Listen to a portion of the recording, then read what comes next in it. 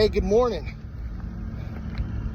We're down here in southern Louisiana cutting a coal tar pitch roof over a concrete deck with 1-inch Fesco.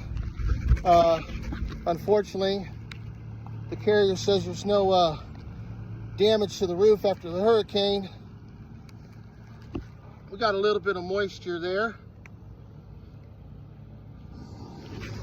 So we're going to take this sample back to our lab and continue to build lifelong customer base. Have a good day.